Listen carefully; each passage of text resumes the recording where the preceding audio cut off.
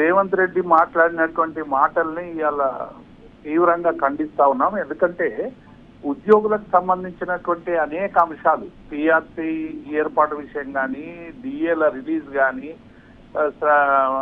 మన హెల్త్ కార్డుల అమలు కానీ, ఇవన్నీ కూడా వచ్చిన 6 నెలలలోపే అమలు చేస్తామని చాలా స్పష్టంగా ఎన్నికల మేనిఫెస్టోలో పెట్టినటువంటి అంశాన్ని ఇలా ఉద్యోగులు గత 17 నెలలుగా ముఖ్యమంత్రిని, ఇతర మంత్రుల్ని, ప్రభుత్వ ప్రధాన కార్యదర్శిని అనేక సందర్భాల్లో కలిసి వాయిదాలు వేస్తున్నారు తప్ప రిలీజ్ చేయడం లేదు. దాంతో ఆవేదన చెందినటువంటి ఉద్యోగులు ఇవాళ మా సమస్యలు పరిష్కరించండి ఒక సమావేశం పెట్టుకొని ప్రభుత్వానికి వినతి పత్రం ఇవ్వడానికి, ఆ తర్వాత కార్యాచరణ ప్రకటించడానికి ప్రయత్నం చేస్తే ఇవాళ ఉద్యోగ సంఘాలను బెదిరించేటువంటి ప్రయత్నం చేయడం అనేటువంటిది ఇది దుర్మార్గం.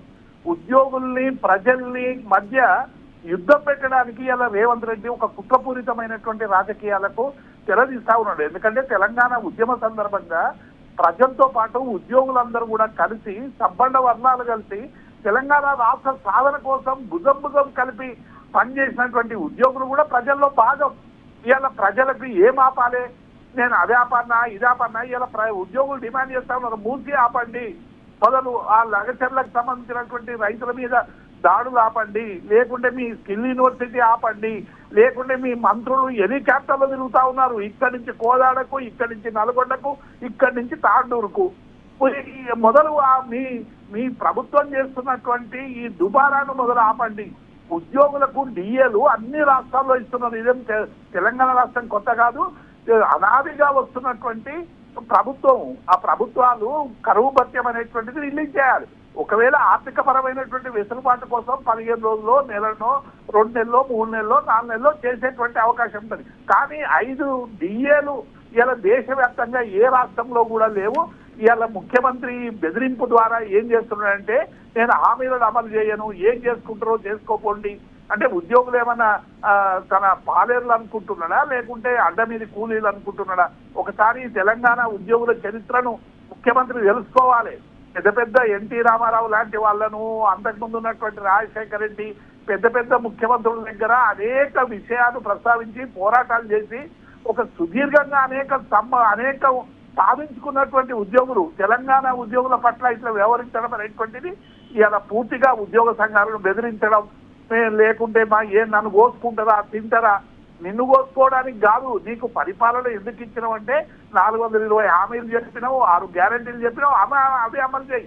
అవి ఏమి అమలు చేయకుండా ఇవాళ ఉద్యోగులు న్యాయమైన డిమాండ్లు అడిగితే వాటి మీద బెదిరించడం, వాటిని అదిరించడం, ఏం చేసుకుంటారో చేసుకోపోండి అని ఒక పద్ధతిలో. ఎందుకంటే ఉద్యోగులు కూడా ప్రభుత్వంలో భాగం.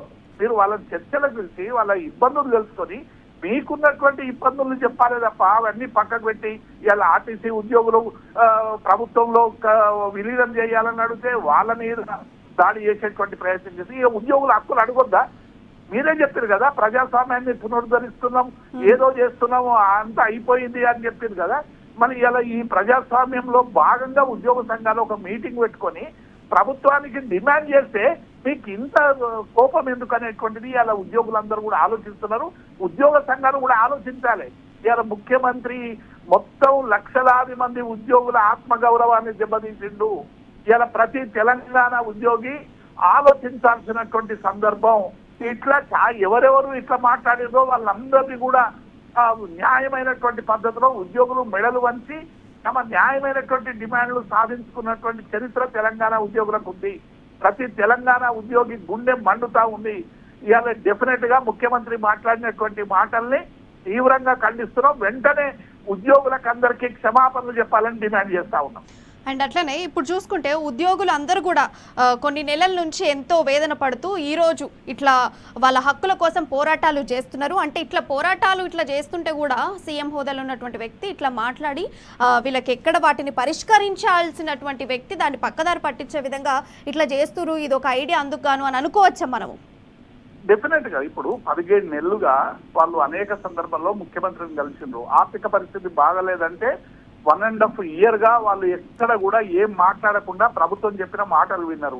క్యాబినెట్ సబ్ కమిటీ చేస్తామని చెప్పి మన బట్టి విక్రమార్క గారితో ఒక కమిటీ చేసారు. ఆ కమిటీ ఇప్పటి వరకు ఉద్యోగులతో మాట్లాడలేదు. ఏ సమస్య ఇప్పుడు రిటైర్ అయినటువంటి ఉద్యోగులు 12,000 మంది తమ ఈ ప్రభుత్వాలు ఇచ్చేటి కావు, తమ జీతంలో నుంచి దాచుకున్నటువంటి జీపీఎఫ్ కానీ లేకుంటే జిఎల్ఐ కానీ ఇటువంటివి కూడా డబ్బులు ఇస్తలేరు.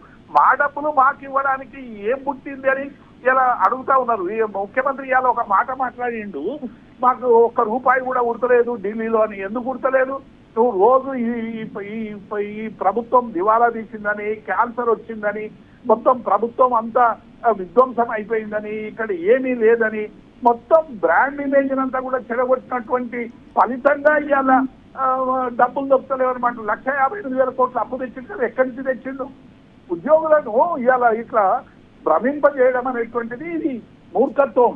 6,500 కోట్ల రూపాయలు ఖర్చు పెడుతున్నాము, ఇంతకంటే పెట్టామంటే నేను నియామకాలు చేసామని గొప్పగా చెప్పుకున్నావు కదా. 2 లక్షల ఉద్యోగాలు ఇస్తా అన్నావు కదా, అంటే ఉద్యోగాలకు జీతాలు లేకుండా ఇస్తావా ఉద్యోగాలు? కాబట్టి ఇవన్నీ కూడా ముఖ్యమంత్రి గారు చర్చలకు పిలిచి న్యాయమైనటువంటి పద్ధతిలో ఆ సమస్యలు పరిష్కరించాలని ముఖ్యమంత్రి గారిని డిమాండ్ చేస్తా ఉన్నాం. ఇలా అనేక మంది ఉద్యోగ సంఘాలు కూడా ఇలా తీవ్రంగా ఈ ముఖ్యమంత్రి గారి మాటల వలన భయాందోళన చెందుతా ఉన్నాయి. అయ్యో ఏమనంటే మళ్ళీ పెడుతుంది. ఎందుకంటే ఇలా ప్రభుత్వానికి చిన్న వ్యతిరేకత మాట్లాడినా కూడా ఇలా కేసులు పెట్టి సోషల్ మీడియాలో కానీ ఇంకొకటి కానీ ఎవరైనా ముఖ్యమంత్రి ప్రసంగాన్ని షేర్ చేస్తే కూడా ఎక్కడ మా మీద కేసులు పెట్టడమని సామాన్య ఉద్యోగులందరూ కూడా భయపడేటువంటి పరిస్థితి ఇవాళ మొత్తం పోలీసు రాజ్యాంగం మార్చేటువంటి ప్రయత్నం చేస్తా ఉన్నాడు. ఇప్పటికైనా ఉద్యోగుల న్యాయమైన డిమాండ్లను, ఆర్టీసీ ఉద్యోగుల న్యాయమైన డిమాండ్లను పరిష్కరించాలి. 1వ తారీఖు నాడు జీతం ఇస్తున్నా అని చెప్తా ఉన్నాడు. 1వ తారీఖు నాడు జీతము ప్రతి ప్రభుత్వాలు ఇచ్చినా తెలంగాణలో కూడా ఇచ్చారు. తెలంగాణలో 1వ తారీఖు జీతం ఇవ్వలేదని ఒక దుర్మార్గమైనటువంటి దుష్ప్రచారం చేస్తుడు కేసీఆర్ గారు. 2019 వరకు కూడా కరోనా వచ్చేంత వరకు కూడా ఈ రాష్ట్రంలో అందరికి 1వ తారీఖునే జీతాలు దొరుకుతాయి. కరోనా వచ్చినాక ఆర్థిక వ్యవస్థ కుప్పకూలడం వల్ల కొత్త లేట్ అయినటువంటి మాట వాస్తవం. కానీ ఇవాళ మీకు 1వ తారీఖు వేతనం ఇస్తాం, ఏమి ఇయ్యం, ఏం చేసుకుంటారో చేసుకోండి, మీరు ఇట్లనే అరిస్తే జీతం కూడా రాదని ఇవాళ బెదిరించడం అనేటువంటిది. ఇవాళ బెదిరింపులతో సమస్యలు పరిష్కారం చేయాలనుకుంటున్నారు. బెదిరింపులతో సమస్యలు పరిష్కారం కావు. వాళ్ళని పిలిచి చర్చలు పిలిచి ఆహ్వానించి సమస్యలు పరిష్కరించాలని మేము విజ్ఞప్తి చేస్తాము. రైట్, దేవి ప్రసాద్ గారు థ్యాంక్ యూ అండి ఫోన్లో పాల్గొన్నందుకు. Thank you.